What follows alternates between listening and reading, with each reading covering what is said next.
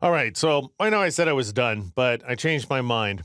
In the end, I decided that I wanted to change the color of these clouds here so that they better match the red inside this Mars shaped moon.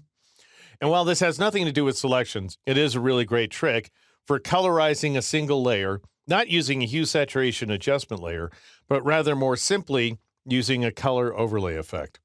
So I'm going to start by clicking on the clouds layer to select it. Then I'll drop down to the FX icon at the bottom of the layers panel and choose color overlay.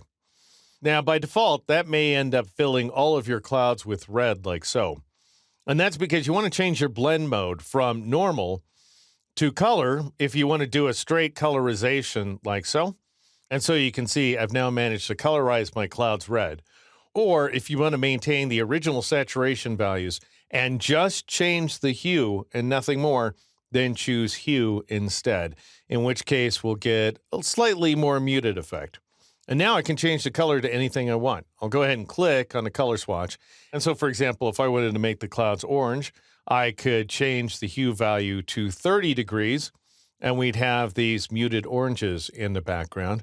Or you can just lift the color from the image itself. So notice as soon as I move my cursor out of the color picker dialog box, it changes to an eyedropper, at which point I'll just go ahead and click somewhere in Mars there in order to lift its hue, saturation, and brightness values. And now I'm going to change the hue to 355, let's say. I'll take the saturation value to 40%, although that doesn't really matter because we're actually using the original saturation values in the clouds themselves.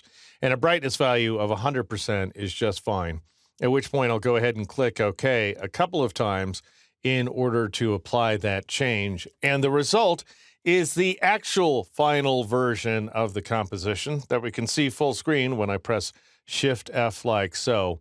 And then I'll scroll up a little bit as well so that we can see that the result is a kind of fiery bounce coming off the planet and reflecting inside the clouds. And so, short little movie, but that is how you go about colorizing a single layer using a color overlay effect here inside Photoshop.